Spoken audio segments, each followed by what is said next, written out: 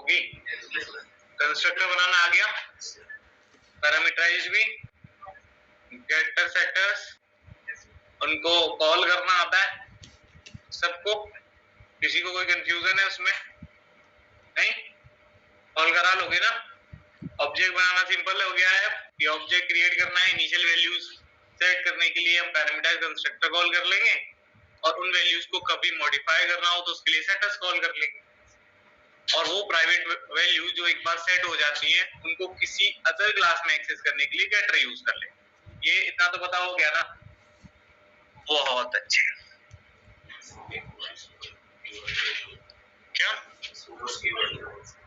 क्या करते हैं? सुपर कीवर्ड का यूज बता दें, इनहेरिटेंस ना बताएं, क्योंकि सुपर कीवर्ड में पेरेंट क्लास और चाइल्ड क्लास होती है, तभी वो यूज होता है। बता दें, चलो सुपर कीवर्ड का यूज करते हैं हम पेरेंट क्लास के कंस्ट्रक्टर को कॉल करने के। है तुम्हारे पास पेरेंट क्लास अभी? किसमें कॉल करूं सुपर को?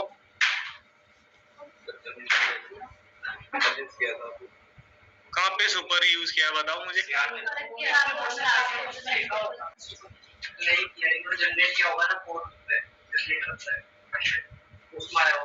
अच्छा, ये नहीं भी लगाओगे ना तब भी चलेगा, और नहीं लगा रहे हो तो इसका ये मतलब नहीं कि सुपर है नहीं। सुपर हमेशा साथ में ही है। सर साथ में है तो यहाँ पेरेंट क्लास कौन है? क्या अभी तुम्हें नहीं पता कि यहाँ भी कोई पेरेंट है ना? जब मैं इनहेरिटेंस बताऊंगा तब तुम्हें बताऊंगा कि बाय डिफॉल्ट ऐसी भी क्लास है जो हर एक क्लास में अवेलेबल होती है इनहेरिट होके, उस क्लास को हम ऑब्जेक्ट क्लास कहते हैं, इसलिए हमेशा सुपर कॉल लगाना पड़ता है। तो पहले इनहेरिटेंस सीख लो, फिर वो सीख जाओगे। सुपर का कोई यूज नहीं होता ऐसा मान के चलो, है ही नहीं तुम्हारी लाइफ में अभी सुपर, ठीक है? समय आने दो पहले।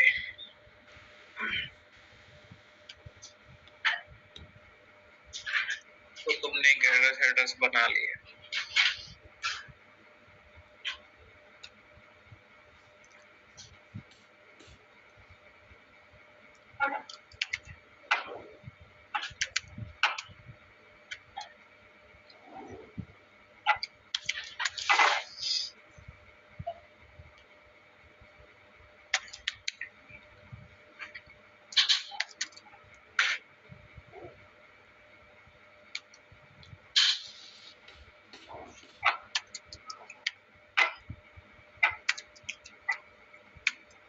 ठीक है? मैंने भी सारे गेटर्स बना लिए।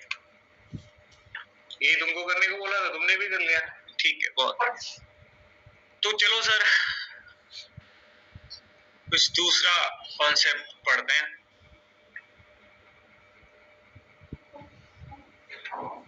गूगल से पूछते हैं, चलो पहले तुमसे पूछते हैं। What is encapsulation? इनकैप्सुलेशन क्या है?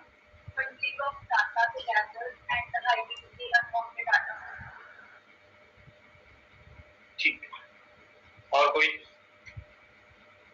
Encapsulation is the process of wrapping code and data together into a single unit. Wrapping code and data into a single unit. ठीक है, और कोई? और कोई देना चाह रहा है डेफिनेशन? डेटा क्योंकि हमारे क्लास सिक्योरिटी देता है। क्या सिक्योरिटी देता है? अच्छा, और इम्प्लीमेंटेशन को हाइड कर देता है।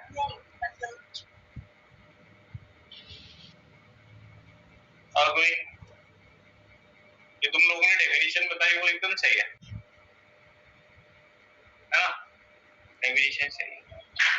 इनकैप्सुलेशन मैंने जब ओप्स का ओवरव्यू दिया था तो समझाया था थोड़ा सा इनकैप्सुलेशन किसे कहते हैं।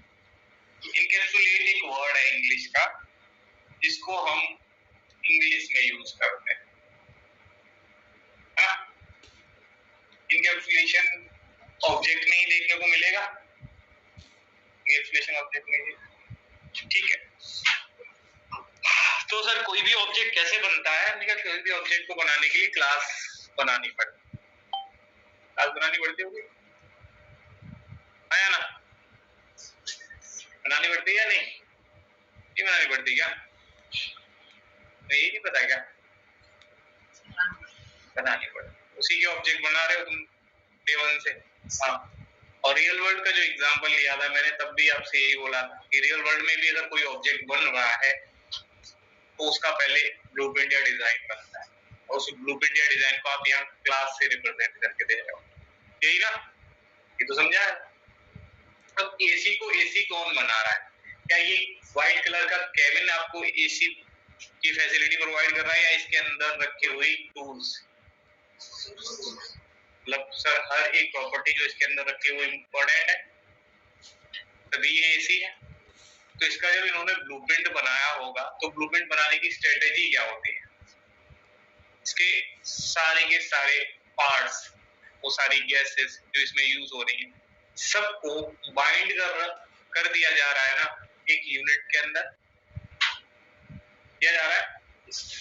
हाँ सर, हमने देखे जितनी भी पाइप्स इसमें यूज हो रहे हैं, जितनी भी गैसेस इसमें यूज हो रही हैं, जितनी भी पार्ट्स एक एसी में यूज होते हैं, उन्होंने सारी वो जो प्रॉपर्टी, सारे जो रिलेटेड टूल्स थे, उनको उस ब्लूप्रिंट में मेंशन किया होगा ना, उस एक ही ब्लूप्रिंट में।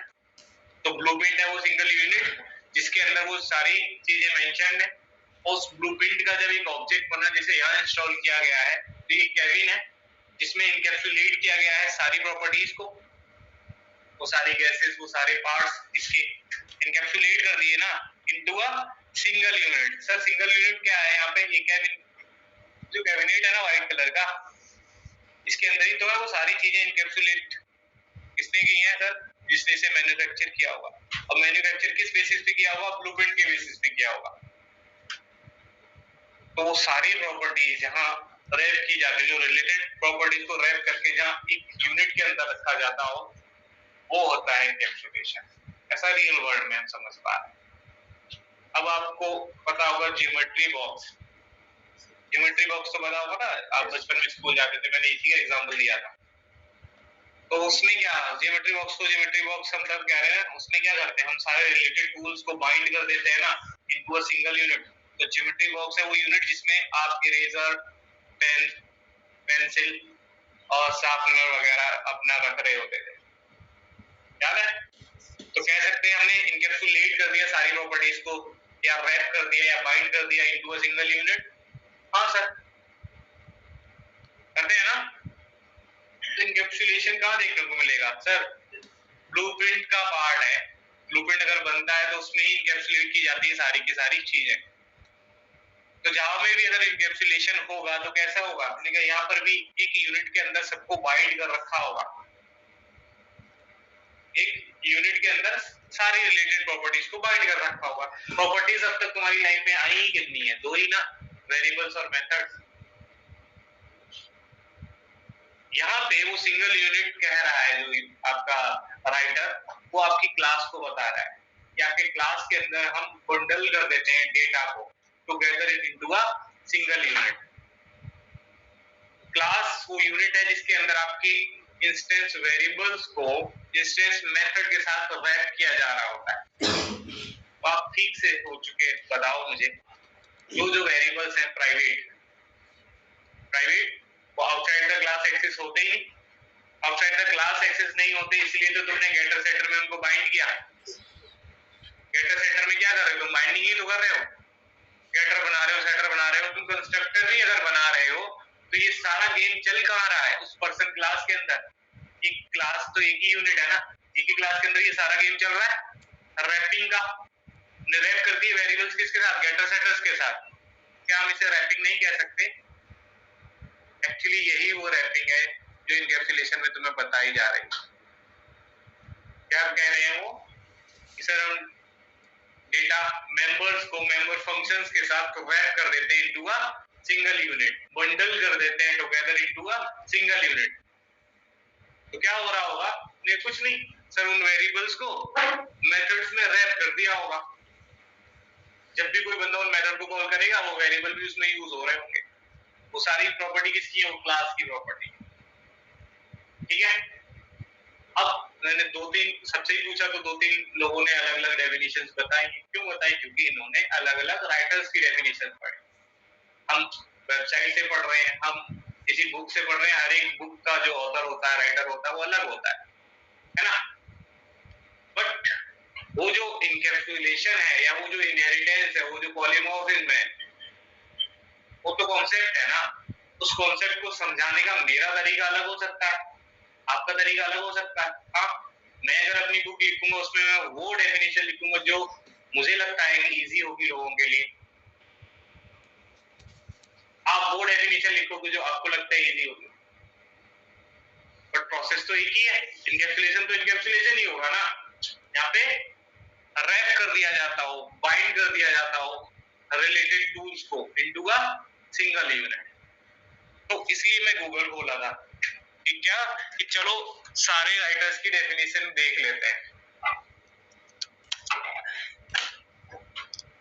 इनकैप्सुलेशन हमने पूछा what is encapsulation in Java. एक वेबसाइट आती है टॉप पे, वो कहती है in Java encapsulation is a technique that bundles data and method into a class. क्या कह रहे हैं? डेटा और मेथड को बंडल करना ही तो कह रहे हैं। डेटा मतलब वेरिएबल्स, मेथड तो मेथड ही होता है इनटू अ क्लास। बोले ठीक है। बोला and hides the data from outside the class. क्या हाइड करने को बोल रहे हैं? डेटा। और डेटा से इन्होंने क्या समझाया था तुम्हें? वेरिएबल्स। तो प्राइवेट वेरिएबल भी तो हाइड होते हैं। वेरिएबल प्राइवेट है तो वो हाइड है ना तुम्हारे। मेथड तो नहीं है ना प्राइवेट। सर मेथड भी प्राइवेट बना दिया तो वो आउटसाइड द क्लास कभी एक्सेस ही नहीं होगा, इसलिए तो हमने उसे पब्लिक रखा था। गेटर सेटर सारे क्या है? पब्लिक होते हैं। ठीक है,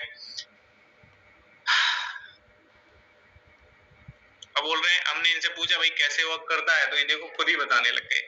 late declare class variables as private, provide public methods getter and setter to access and modify the. Encapsulation में ये करने को बोल रहे हैं। ये तो सर हमने ऑलरेडी किया हुआ है। ठीक है, क्या पता ये थोड़ा सा गलत बोलता हूँ।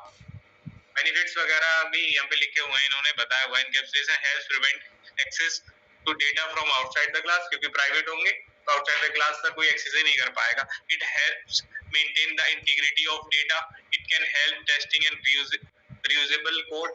सर टेस्टिंग वेस्टिंग कैसे होगी, क्या होगी, आगे चल के तुम्हें सब समझ में आने लगेगा जब इनको बार बार यूज कर रहे होंगे अलग अलग पैकेजेस में जाए। ठीक है, प्रोटेक्ट सेंसिटिव डेटा। हाँ वो सेंसिटिव है तो प्रोटेक्ट कर रहा है ना आउटसाइड द क्लास, उसने उसका एक्सेस ही बंद कर दिया। दूसरी वेबसाइट के पास पहुंचे, हमने कहा तुम बताओ भाई क्या होता है इनकैप्सुलेशन। एक राइटर का पढ़ लिया, दूसरे का पढ़ रहे हैं। Encapsulation is a fundamental principle of OOP. हाँ हमें भी पता है ये फंडामेंटल ही है ओप्स का। आगे बताओ होता क्या है। बोला है in Java that involves bundling, ये भी कह रहे हैं बंडलिंग द डेटा मतलब वेरिएबल्स, इन्हें ब्रैकेट में लिख भी दिया कि वेरिएबल्स एंड मेथड मतलब functions that operate on the data into a single unit. ये भी उसी सिंगल यूनिट के पीछे पड़ गए। इस सिंगल यूनिट के अंदर ही तुम वो ऑपरेट कर रहे होगे उस डेटा पे, उन मेथड्स उन फंक्शंस के थ्रू। अच्छा, नोन एज अ क्लास, वो जो सिंगल यूनिट है ना उसको कह रहे हैं नोन एज अ, जैसे हम क्लास नाम से जानते हैं, ये वो यूनिट है। ठीक, तीसरा डेफिनेशन बोला है the meaning of encapsulation is to make sure that sensitive data is hidden from user. अरे थोड़ा अंदर जाना पड़ेगा,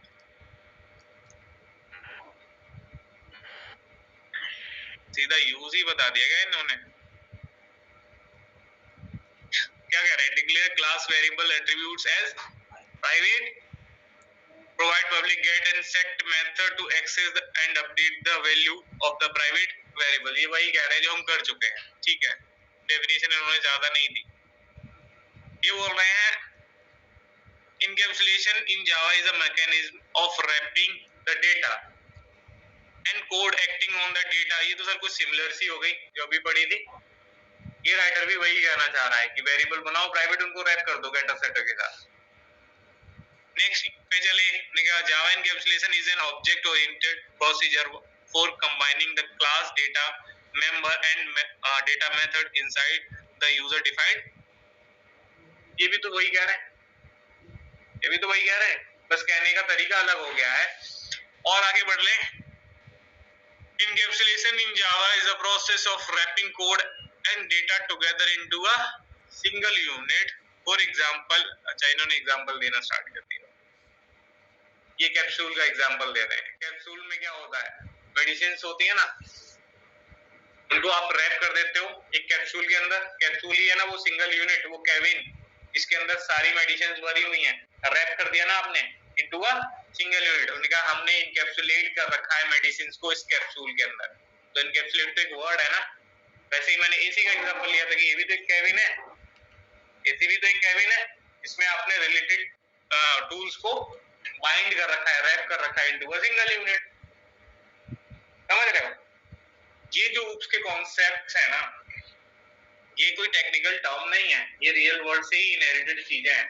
तो कॉन्सेप्ट समझना है ये कहना क्या था, बाद में फिर इम्प्लीमेंटेशन पे जाना होता है। तो हमें समझ में आ रहा है इनकैप्सुलेशन तो सर चल ही रहा है, कोई भी ब्लूप्रिंट बनाते हैं तो इनकैप्सुलेट तो करते ही है ना सारी रिलेटेड टूल्स को इनटू अ सिंगल यूनिट। तो क्लास बनाओगे तो क्लास के अंदर वेरिएबल और मेथड ही बनते हैं, उन्हीं को उन मेथड्स के अंदर, वो जो वेरिएबल्स है उन्हीं को उन मेथड्स के अंदर यूज किया जाता है। तो वही है रैपिंग, वही है रैपिंग। और वो सब कहां कर रहे हैं, क्लास के अंदर, इसलिए वो कह रहे हैं इनटू अ सिंगल यूनिट। किसी भी डेफिनेशन को देखोगे और बनाने का तरीका भी सब सेम ही बताए जा रहे हैं। क्या कह रहे हैं, we can create a fully encapsulated class in Java by making all the data member of a class of the class private. सारे वेरिएबल प्राइवेट बना लो। Now we can use setter and getter method to set and get data in the Java bean class is the example of fully encapsulated class. तो Java bean class मैंने कल बोला भी था, POJO class, Java bean class या fully encapsulated class. मैंने तीन word बताए थे आपको, तीन नाम बताए थे। तो जावा बीन क्लास अगर बोले कोई बनाने को, बोले एम्प्लॉय नाम की क्लास बनानी है, वो जावा बीन क्लास होगी, उसमें 5 वेरिएबल ये होंगे। आप समझ जाओ उन वेरिएबल्स को क्या करना है, प्राइवेट करना है और गेटर सेटर प्रोवाइड करके दे देने हैं। ठीक है, ठीक है। तो अलग अलग राइटर्स पे जाएंगे तो अलग अलग डेफिनेशन देंगे, बट वो सारी डेफिनेशन कहती एक ही बात है। तो आपको पढ़ने का तरीका क्या होना चाहिए, आपको भी तो नोट्स बनाने हैं, बनाने ही चाहिए, सबको बनाने पड़ेंगे। तो नोट्स बनाने का क्या तरीका है सर, हम 3-4 राइटर्स की डेफिनेशंस को पढ़ेंगे, 10 मिनट 15 मिनट एक्स्ट्रा लग जाएंगे, कोई दिक्कत नहीं है। और उनमें से जिसकी सबसे इजीली डेफिनेशन हमें लगेगी, जिसे हम प्रेजेंट कर पाएंगे, वो डेफिनेशन या तो नोट कर लेंगे या हम उन चारों डेफिनेशन को पढ़ के खुद की डेफिनेशन बना लेंगे जो हमें समझ में आती हो। बेसिकली अगर हमसे इंटरव्यूअर पूछेगा तो वो इनकैप्सुलेशन पूछेगा ना, उसे बस इनकैप्सुलेशन बताना है, जरूरी नहीं है कि वो तुमने गीक्स और गीक्स वाली डेफिनेशन ही देनी है या जावा टी पॉइंट वाली ही देनी है। समझ रहे हो, जो तुमको उस टाइम पे समझ में आए, जो तुम अच्छे से एक्सप्लेन कर पाओ, वो डेफिनेशन देनी होती है। इंटरव्यूअर भी बोर हो जाता है सेम डेफिनेशन सुनकर, वो भी चाहता है कुछ इनोवेटिव सा लेकर आए।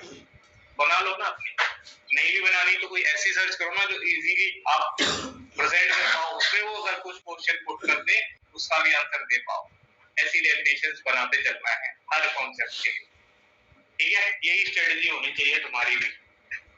ठीक, तो सर इनकैप्सुलेशन करना था, तो इनकैप्सुलेशन करने के लिए हमें बोला गया है कि ये कर लो, क्या कर लो, सारे वेरिएबल्स प्राइवेट डिक्लेयर कर लो, उनके लिए गेटर सेटर बना लो। तो क्या वो बनाने की हमको जरूरत है, नहीं है ना। इनकैप्सुलेशन सर हम कल ही पढ़ चुके थे, इनकैप्सुलेशन का कोड तो हमने कल ही कर लिया था।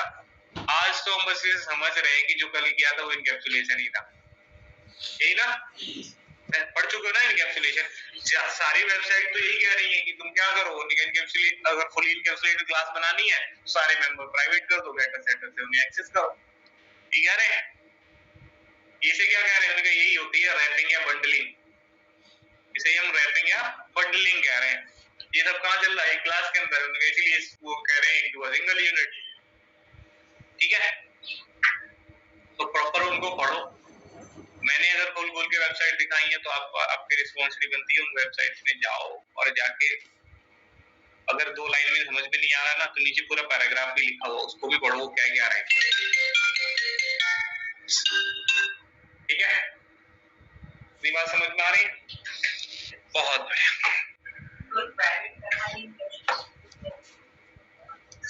इनकैप्सुलेट करना मतलब रैप करना, बंडल करना ना।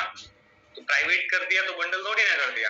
प्राइवेट करके, प्राइवेट मतलब डेटा हाइडिंग, और उस डेटा को मेथड के साथ बाइंड कर दिया जब तुमने गेटर सेटर के साथ बाइंड कर दिया, वो है रैपिंग। तो इस पूरे प्रोसेस को कह रहे हैं इनकैप्सुलेशन, कि इनकैप्सुलेट कर दिया मेथड्स और डेटा मेंबर्स को इनटू अ सिंगल इवेंट। तो पूरा प्रोसेस इनकैप्सुलेशन कहा जा रहा है, ऐसा नहीं सिर्फ वेरिएबल इनकैप्सुलेशन का पार्ट। ठीक, और एक्चुअली फिर जब अगर हम कॉन्सेप्ट की ही तरफ जा रहे हैं कि सर कॉन्सेप्ट में ये कह रहा है कि मेथड को वेरिएबल के साथ बाइंड कर देना इनकैप्सुलेशन होता है, रैपिंग करना इनकैप्सुलेशन होता है, और अगर ये एक क्लास में चल रहा है तो हम इसे इनकैप्सुलेशन कह रहे हैं। तो कंस्ट्रक्टर में भी तो बाइंडिंग करते हैं, कंस्ट्रक्टर में भी तो बाइंडिंग करते हैं। अगर मैंने कार क्लास बनाया है तो कार में स्टार्ट इंजन मैंने एक मेथड बनाया था, उसके अंदर अगर मैं नेम वेरिएबल यूज कर रहा हूं तो नेम रैप हो गया ना उस मेथड के अंदर भी। मैं उस मेथड को कॉल करूंगा तो नेम यूज नहीं होगा, क्या होगा ना, तो वो भी तो रैपिंग ही है। डीप डाइव करोगे, उतना सोचोगे तो वो भी फिर रैपिंग का ही पार्ट है। ठीक है, but as per the standard तुम्हें इनकैप्सुलेशन का क्या बताना है, सिर्फ सारे मेंबर्स प्राइवेट होंगे और उनको गेटर सेटर में बाइंड कर दिया जाए। ठीक है,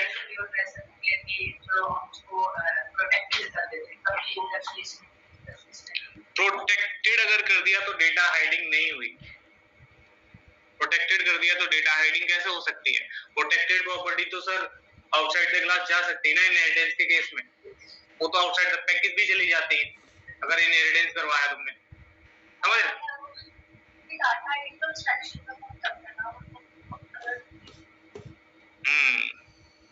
ये भी बात सही है।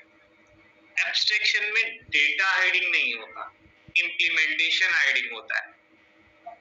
क्या ऐड होता है? इंप्लीमेंटेशन, मतलब पूरा का पूरा कोड वो जो एक फंक्शन के अंदर लिखा जाता है, चाहे वो 2 लाइन हो या 100 लाइन हो, वो सारी हाइड की जाती है। तो एब्स्ट्रैक्शन को इंप्लीमेंट करने के लिए एब्स्ट्रैक्ट टाइप के मेथड बनते हैं। क्या बनते हैं?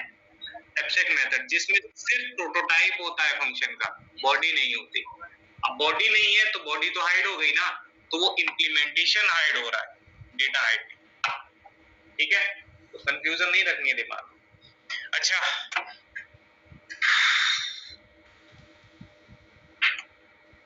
इसके बाद मैं तुम्हें, अगर देखो प्रैक्टिस तो तुम्हारी इनकैप्सुलेशन पे हो गई थी, मुझे अब डिस्कस करना है तुम्हारे साथ इनहेरिटेंस, क्योंकि आगे वाले कॉन्सेप्ट्स बहुत सारे ऐसे हैं जो इनहेरिटेंस से ही समझ में आएंगे। ठीक है सर, इनहेरिटेंस से क्या क्या समझ में आने लगेगा? इनहेरिटेंस पढ़ोगे तो इनहेरिटेंस में तुम्हें सबसे पहले तो इनहेरिटेंस के टाइप्स पढ़ने होते हैं। जब इनहेरिटेंस के टाइप समझ में आ जाते हैं तो आपने देखा होगा कि पेरेंट की प्रॉपर्टी अगर चाइल्ड में आ रही है तो पेरेंट में कंस्ट्रक्टर भी होगा, चाइल्ड में भी कंस्ट्रक्टर बनेगा, और चाइल्ड का ऑब्जेक्ट बनाओगे तो चाइल्ड का ही कंस्ट्रक्टर कॉल होगा, पेरेंट का होगा नहीं। तो चाइल्ड से पेरेंट कंस्ट्रक्टर कैसे कॉल, वो सीखना पड़ेगा, सुपर कॉल। अगर वो सीख लिया तो हमें उसके बाद पॉलीमॉर्फिज्म पढ़ना है। पॉलीमॉर्फिज्म में ओवरलोडिंग ओवरराइडिंग करनी है। तो ओवरराइड कैसे करते हैं? उनका पेरेंट मेथड को चाइल्ड में ले जाकर ओवरराइड करते हैं। इनहेरिटेंस नहीं पता तो क्या तुम ओवरराइडिंग कर पाओगे? नहीं, ओवरराइडिंग तो इनहेरिटेंस का ही पार्ट हुआ ना। और जिसे ओवरराइडिंग नहीं आया, क्या वो एब्स्ट्रैक्शन कर पाएगा? सर, एब्स्ट्रैक्ट टाइप के मेथड बना के हम किसी चाइल्ड क्लास में उसे ओवरराइड करके इंप्लीमेंटेशन दिया करते हैं। तो जब तक ओवरराइडिंग नहीं आता तुम्हें एब्स्ट्रैक्शन नहीं आएगा। तो एक वे है, एक कुछ स्टेप्स हैं, वैसे ही फॉलो करने पड़ते हैं कि पहले हमें ये पढ़ना है, देन ये, देन ये, देन ओवरलोडिंग पढ़ लोगे तो तुम्हें कंस्ट्रक्टर ओवरलोडिंग भी समझ में आ जाएगा। जैसे सुपर काम करता है ना, जितनी काम दिस करता है उतनी सुपर भी करता है। सुपर और दिस दोनों ही रेफरेंस कीवर्ड होते हैं। क्या होते हैं? दोनों अलग अलग काम के लिए यूज हो रहे हैं। एक का काम होता है करंट क्लास की प्रॉपर्टीज को पॉइंट करना, सुपर का काम होता है पेरेंट क्लास की प्रॉपर्टीज को पॉइंट। दिस कीवर्ड जो करंट क्लास के साथ करेगा ना, सुपर कीवर्ड वो पेरेंट क्लास के साथ करता है। इतना ही डिफरेंस होता है। तो जैसे सुपर से पेरेंट कंस्ट्रक्टर कॉल किया जा सकता है, वैसे दिस कीवर्ड से करंट क्लास का दूसरा कंस्ट्रक्टर कॉल किया जा सकता है, जो आप कंस्ट्रक्टर चेनिंग में समझेंगे। तो कंस्ट्रक्टर चेनिंग कब आएगा सर? जब आप ओवरलोडिंग पढ़ लेंगे, ठीक है। तो टेंशन मत लो, कोई भी कॉन्सेप्ट छूटने वाला नहीं है, जो इम्पोर्टेंट है वो तो मैं खुद ही करा दूंगा, ठीक है। हाँ, तो आओ इनहेरिटेंस पढ़े। इनहेरिटेंस क्या है? What is inheritance? किसे कहते हैं इनहेरिटेंस? बोलो, दोनों बोलो। चाइल्ड क्लास जो पेरेंट क्लास होती है, पेरेंट क्लास की प्रॉपर्टी को चाइल्ड क्लास इनहेरिटेंस का इंजन कंस्ट्रक्टर बन सकता है और प्राइवेट जो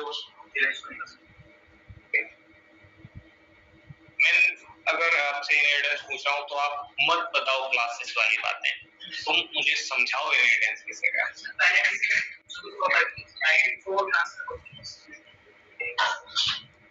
ठीक है। Sir, inheritance is the process by which changing तुम ये क्यों कर रहे हो? information is passed parent class to child class. आगे भी बात क्लास पर है। नहीं, ये नहीं बताना है, तुम्हें इनहेरिटेंस समझाना है। मैं नहीं हूँ जावा डेवलपर, मेरे को नहीं पता है क्लास कैसे बनती है, कैसे इनहेरिटेंस होता है। बस मुझे सिंपली इनहेरिटेंस समझना है। मैं नया हूँ, बिगनर हूँ, कैसे समझूं? अगर हम एक क्लास पढ़ेंगे जिसमें सीनियर कॉम्पिटिशन ऑलरेडी डिफाइन कर रखा है, तो उन प्रॉपर्टीज को दोबारा ना कोड करना पड़े, उन्हीं प्रॉपर्टीज को यूज करने के लिए हम इनहेरिटेंस यूज करते हैं, ताकि पेरेंट क्लास की प्रॉपर्टी जो भी हमारे हैं मेथड है हम दोबारा जैसे एनिमल है, एनिमल एक पेरेंट है और डॉग एक चाइल्ड है, तो चाइल्ड है ना, डॉग को पेरेंट की प्रॉपर्टी को यूज कर सकता है। इनहेरिटेंस भी है, जैसे मान लीजिए कि एक फैमिली में जो मेन मेंबर है उसको बोलते हैं गार्जियन। तो गार्जियन के जाने के बाद उसकी सारी प्रॉपर्टी किसको जाती है? उसके चिल्ड्रन, उसके बच्चे, ठीक है। उसी तरह हम जैसे बायोलॉजी में पढ़ते हैं इनहेरिटेंस, मतलब हमारे पेरेंट्स की कुछ प्रॉपर्टीज होती है, जैसे लेयर्स, आई कलर्स, हाइट, वेट, तो वो बच्चे में ट्रांसफर होती है, इनहेरिट होती है, इसलिए ये चीज होती है। तो मेरे या आपके किसी के भी पेरेंट हैं जिन्होंने एक घर बनाया, सही, उस घर को मैं उनके जाने के बाद यूज कर सकता हूँ? पहले भी कर सकते हैं, पर वो एक टाइप से उनको इनहेरिट होगा ना, वो तो है फिर भी वो यूज कर रहा है, और नहीं होंगे तभी वो यूज करेगा। भाई इनहेरिटेंस वो प्रोसेस नहीं जहाँ पे एक ऑब्जेक्ट के जाने के बाद दूसरा ऑब्जेक्ट उस ऑब्जेक्ट की प्रॉपर्टी यूज कर रहा होता है। इनहेरिटेंस एक ऐसा प्रोसेस है, इनहेरिटेंस मतलब विरासत, समझाया था ना मैं, विरासत। फिर वहाँ क्या चल रहा होता है? नहीं, कुछ नहीं, एक ऑब्जेक्ट की प्रॉपर्टी जहाँ कोई दूसरा ऑब्जेक्ट रीयूज करता है, खुद नाम इंप्लीमेंट करके दूसरे की प्रॉपर्टी का रीयूज कर पा रहा है, वही है इनहेरिटेंस। अब आपके पेरेंट भी घर में ही, आप भी उसी घर में बॉर्न हुए, आप भी उस घर में रह रहे हो, वो भी रह रहे हैं, घर तुम्हारा है क्या? नहीं, विरासत में मिला है। सेम टाइम पे दोनों लोग कर रहे हो ना यूज, आपको एक अलग बेडरूम दे दिया गया, तुमको एक अलग बेडरूम, समझ रहे हो? आपके, मैंने बोला था कजन ब्रदर हो गए या फिर आपके रियल ब्रदर या सिस्टर है, उनकी प्रॉपर्टी भी तो तुम यूज कर लेते हो ना। भाई के पास मैंने बोला था कार हो, और तुम्हें वो कार यूज करनी हो, तुम्हें कॉलेज वॉलेज जाना हो, उसके लिए तुम्हें क्या नई कार लेनी है? हमारे पास दो ऑप्शन होते हैं, या तो हमारे घर जो कार खड़ी है हम उसे ले जाएं, या हम न्यू परचेज कर। और ऐसे केस में हम हमेशा क्या करते हैं, जो घर खड़ी है वही ले जाएं। इससे क्या फायदा होगा? इससे ये फायदा होगा सर, हर एक बंदे को, हर एक फैमिली मेंबर को अलग अलग कार रखने की जरूरत नहीं पड़ेगी। 4 ऑब्जेक्ट हैं, 4 बंदे हैं घर में, अलग अलग कार क्यों रखें? अगर एक कार से काम चल सकता है तो, पर नहीं चल रहा होता तो फिर भाई लेते। अब आपका भाई घर पे ही बैठा है, उसका कोई काम ही नहीं है, तुम्हें काम है, तुम्हें जरूरत है, तुम उसकी गाड़ी ले जाते हो ना। आपके भाई का बेडरूम था, पर्सनल बेडरूम था, बड़ा था वो, बट आप हो गए, आप जब नहीं थे तब उसका पर्सनल था, उसके बाद रूम तो एक ही था, बट भाई दो हो गए, तो वही बेडरूम तुम भी यूज करने लग गए ना। वो किसका था, तुम्हारा था क्या? नहीं, तुम्हारे पेरेंट का था। पेरेंट से ही तुम्हारे भाई को मिला था, पेरेंट से ही तुम्हें भी मिला ना। मेरा फ्रेंड है, मेरा कोई फ्रेंड है, उसकी कोई भी प्रॉपर्टी है, बाइक है, मुझे जरूरत है, मेरी बाइक नहीं है अभी अवेलेबल, मुझे अगर बाइक से कहीं जाना है तो मैं उसकी बाइक यूज कर सकता हूँ ना। हाँ सर, वो भी हम यूज कर सकते हैं। तो क्या यहाँ पर एक ऑब्जेक्ट दूसरे ऑब्जेक्ट की प्रॉपर्टी रीयूज कर पा रहा है? हाँ सर। क्या ये जो बाइक है ये तुम्हारी बाइक है जो तुम यूज कर रहे हो? नहीं, फ्रेंड की है। कैसे कर ली? क्योंकि हम दोनों के बीच में अच्छा बॉन्ड है, हम फ्रेंड हैं। तो ऐसा जरूरी नहीं है कि एक बच्चा अपने पेरेंट की प्रॉपर्टी यूज करता है, नहीं, रियल लाइफ में ठीक से देखो तो आप बहुत से लोगों की प्रॉपर्टी यूज करते हो। वो आपके पेरेंट भी हो सकते हैं, आपके ब्रदर सिस्टर हो सकते हैं, कजन हो सकते हैं, नेबर्स हो सकते हैं या फ्रेंड्स हो सकते हैं। कर रहे हैं ना ऑब्जेक्ट एक दूसरे की प्रॉपर्टीज को यूज, बिल्कुल करते हैं। इनहेरिटेंस यही है, उसको उतना ही मत लिमिट कर दो कि सर पेरेंट और चाइल्ड नहीं। क्या एक ऑब्जेक्ट किसी दूसरे ऑब्जेक्ट की प्रॉपर्टीज को रीयूज कर ले रहा हो, वो है इनहेरिटेंस। बट प्रॉपर्टी रीयूज एक ही कंडीशन में होती है, जब उन दोनों ऑब्जेक्ट के बीच में एक रिलेशन हो। आप अपने फ्रेंड की प्रॉपर्टी यूज कर पा रहे, एक बंदा है जो आपकी फैमिली से भी बिलोंग नहीं करता, बट उसकी प्रॉपर्टी तुमने उसकी बाइक यूज कर ली है। कैसे कर ली? कोई भी अपनी बाइक को दे देगा क्या तुमको? वो फ्रेंड है इसलिए तो दे दिया, दोनों के बीच में एक रिलेशन हुआ। आपका भाई है, आपको प्रॉपर्टी क्यों दे रहा है? क्योंकि दोनों के बीच में एक रिलेशन है। कुछ रिलेशन हमें बाय बर्थ मिल गए हैं, कुछ हम बना रहे होते हैं, वो नेबर्स हो, फ्रेंड्स हो, कलीग्स हो, उनसे हम वो रिलेशन हम खुद बनाते हैं। तो बिना रिलेशन के आप प्रॉपर्टी यूज नहीं कर सकते, किसी दूसरे ऑब्जेक्ट की प्रॉपर्टी यूज नहीं कर सकते।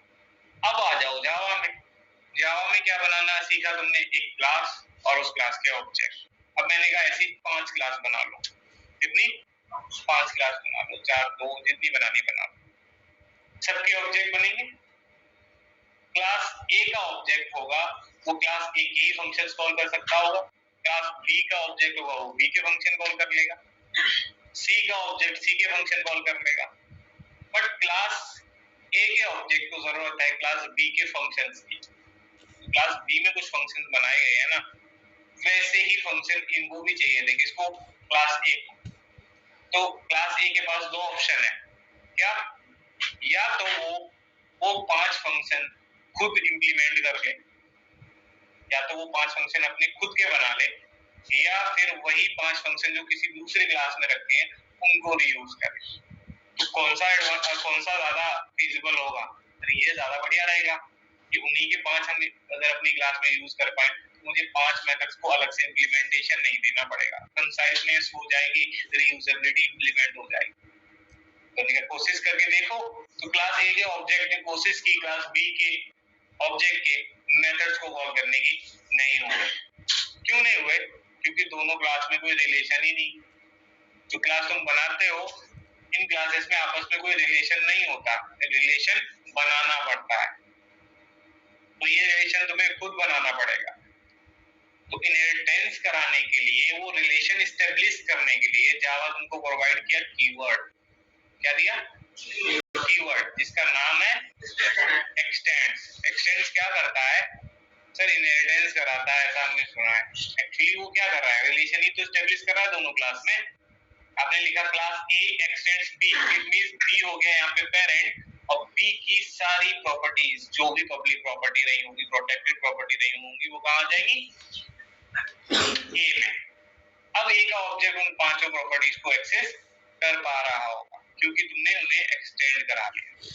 तो बनानी नहीं पड़ेगी क्या? नहीं बनानी पड़ेगी। करके देखें, एक एग्जांपल लिखते हैं।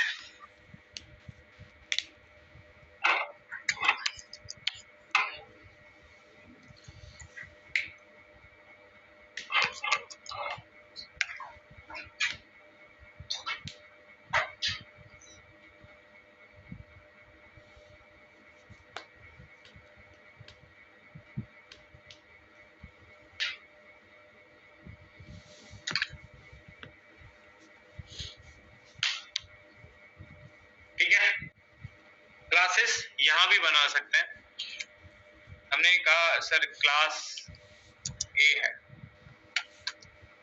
अभी बस हम इनहेरिटेंस समझ रहे हैं, इनहेरिटेंस पे इम्प्लीमेंटेशन कोड करना हम अगली क्लास में सीखेंगे, अभी तो सिर्फ में एग्जांपल्स दे रहा हूँ।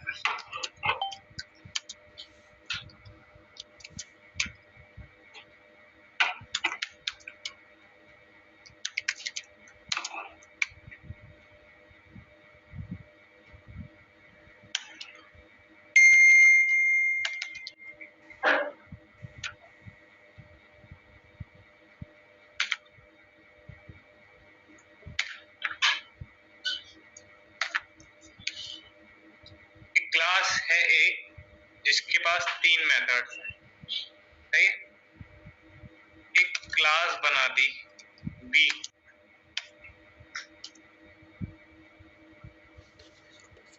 दोनों क्लास के मैंने ऑब्जेक्ट बनाने हैं। ए का ऑब्जेक्ट बनाया ए इक्वल्स टू न्यू ए,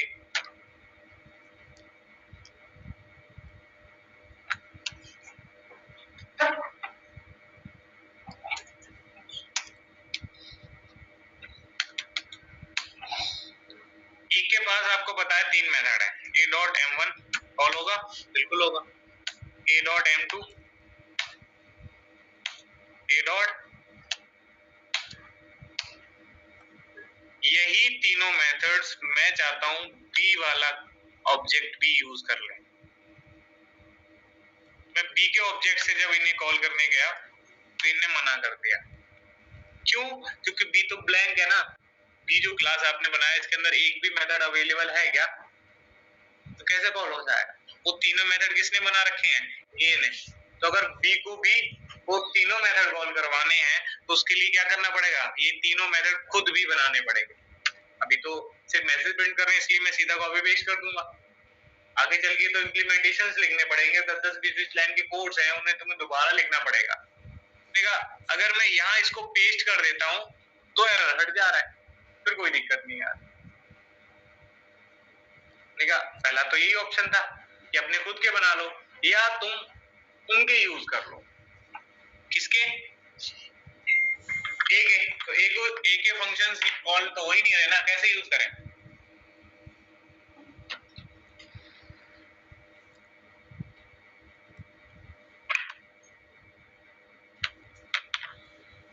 ए के फंक्शन यूज करने के लिए क्या करना पड़ेगा?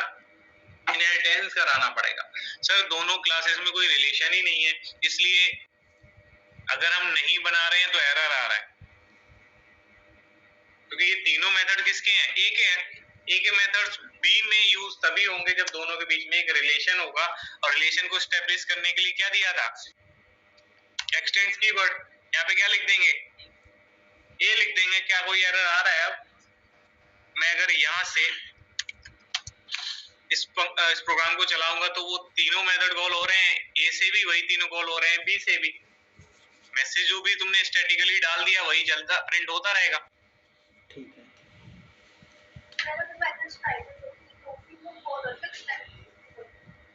प्राइवेट प्रॉपर्टी इनहेरिट नहीं होगी। प्राइवेट प्रॉपर्टी ने पहले ही कह दिया कि मैं सिर्फ इनसाइड द क्लास यूज हो, आउटसाइड द क्लास यूज होगी ही नहीं। ठीक, कौन कौन सी प्रॉपर्टी इनहेरिट होती हैं? प्राइवेट छोड़ के सारी, ठीक है, वो चाहे पब्लिक हो, प्रोटेक्टेड हो या डिफॉल्ट जो तुम कहते रहते हो।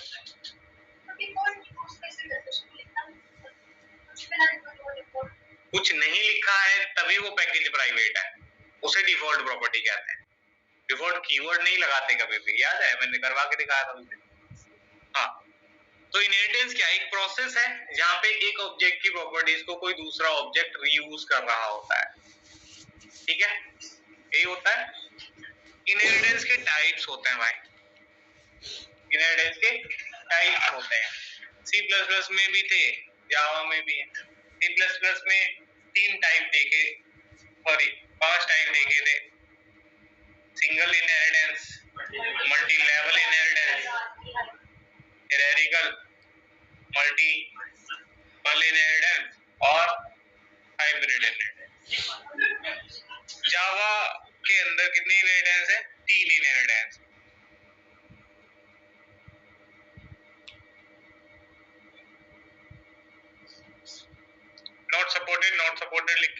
क्योंकि Java does not support multiple inheritance, और इसमें भी मल्टीपल दिख रहा होगा आपको, इसलिए ये भी सपोर्ट नहीं करता।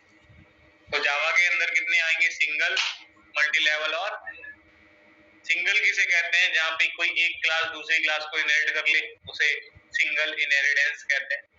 मल्टी लेवल किसे कहते हैं? एक को बी ने एक्सटेंड कर लिया, अगर बी को सी ने कर लिया, सी को डी ने कर लिया, डी को ई ने कर लिया, ई को एफ ने कर लिया, और ऐसे करते चले जाओ, कितना भी कर लो, उस पूरे इनहेरिटेंस को क्या कहेंगे? Multi level. हियरार्किकल किसे कहते हैं? जहाँ एक पेरेंट के मल्टीपल चाइल्ड्स हो उसे हियरार्किकल कहते हैं। तो ए का चाइल्ड बी है, ए का चाइल्ड सी है, ए का चाइल्ड डी भी हो सकता था, ई भी हो सकता था, एफ भी हो सकता था, कितने भी हो सकते थे। उस इनहेरिटेंस को क्या कहा करेंगे? Hierarchical inheritance. होमवर्क यही है कि आपको तीनों के एक एक एग्जांपल को बनाना है। जो मन करे आप अपनी क्लास के नाम रख सकते हो, जितनी क्रिएटिविटी दिखानी है दिखाओ, जितने मेथड्स बनाने हैं बनाओ। उसके बाद फिर मैं स्टार्ट करूंगा इनको पढ़ाना। तीनों में डिफरेंस क्लियर हो रहा होगा, बाकी जब हम एक्चुअल कोड करेंगे तो क्लियर हो जाए। कंस्ट्रक्टर अभी नहीं बनाना क्योंकि वो मैं पढ़ाऊंगा। इनहेरिटेंस वाले एग्जांपल्स में कंस्ट्रक्टर छोड़ दो, सिर्फ मेथड्स बना दो, ठीक है? इतना करो, उसके बाद का आगे का यहीं से कंटिन्यू करूंगा। अभी तो तुम्हें कुछ और भी पढ़ानी है चीजें इनहेरिटेंस में, तो अभी तुम्हें बेसिक कहते हैं।